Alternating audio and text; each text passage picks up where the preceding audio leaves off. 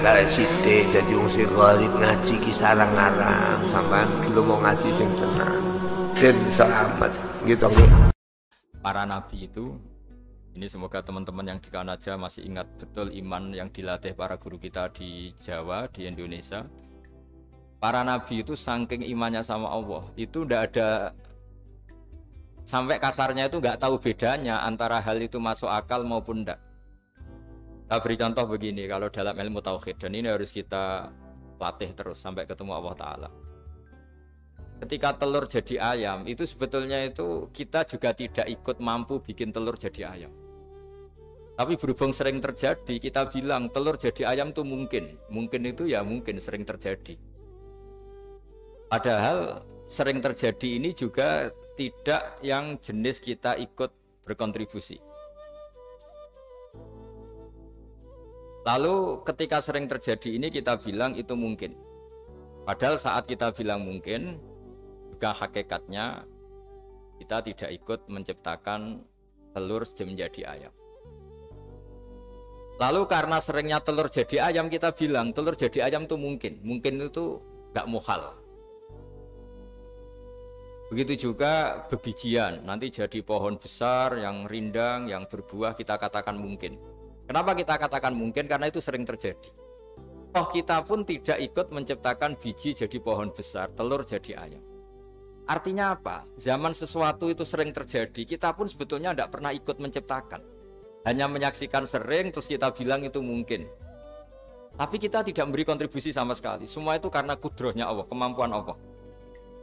Lalu ketika ada orang yang bilang, batu ini bisa melahirkan unta. Kita bilang, mohal, batu itu tidak mungkin melahirkan unta. Tapi kalau seorang nabi itu nggak tahu bedanya antara batu melahirkan unta dengan indukan unta melahirkan unta.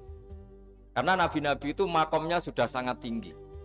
Ketika unta induk melahirkan unta juga tidak atas kemampuan unta induk. Unta induk tidak punya kemampuan menciptakan unta.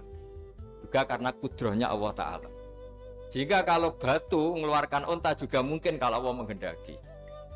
Hingga ketika Nabi Soleh diminta kaumnya, apa bukti engkau nabi? Tunjukkan ayat kalau engkau nabi. Yang kamu minta apa? Seekor unta keluar dari batu besar ini. Nabi Soleh dengan entengnya berdoa sama Allah dan keluarlah unta keluar dari batu. Nah itu makom yang paling tinggi. Makom paling tinggi itu kita mendudukkan Allah sebagai zat yang tidak terbatas kudrohnya. Hingga para nabi itu terus punya mukjizat. Nah mukjizat itu untuk mengingatkan ulang bahwa Allah itu tidak terbatas kemampuannya. Bagaimana unta keluar dari batu besar zaman Nabi Soleh, zaman Nabi Muhammad air keluar dari jemarinya Rasulullah SAW, Nabi Ibrahim dibakar tidak mempan, tetap sehat, tetap bugar. Karena semua ini sebagai bukti bahwa kudrohnya Allah tidak terbatas. Nah, iman-iman seperti ini harus kita jaga. Apapun rasionalitas kita dan meskipun kita selalu rasional, tetap menyisakan iman bahwa kudroh Allah itu tidak terbatas. Sehingga ketika ada cerita kematian orang soleh itu ditangisi langit dan bumi, kita tidak usah iskal, tidak usah janggal, masa bumi bisa menangis? Karena kita yang sekarang bisa nangis adalah materinya dari tanah, materinya dari bumi. Terus iman ini kita jaga sehingga kalau kita yasinan masih ingat Allah kalau mengingatkan kudrohnya yang tidak terbatas, manusia disuruh ingat qul yuhyihal ansha'aha awwala marrah.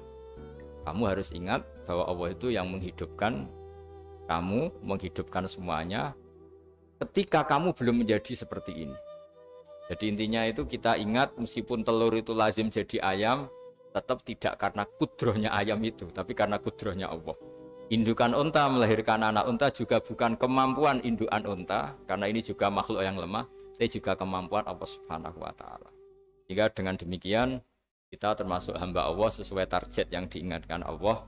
Falamma tabayyana lahu qala a'lamu annallaha ala kulli syai'in qadir. Hamba Allah yang baik adalah hamba ketika menyaksikan fenomena apapun, semua itu li ta'lamu annallaha ala kulli syai'in qadir wa annallaha qad ahata bi kulli syai'in ilma.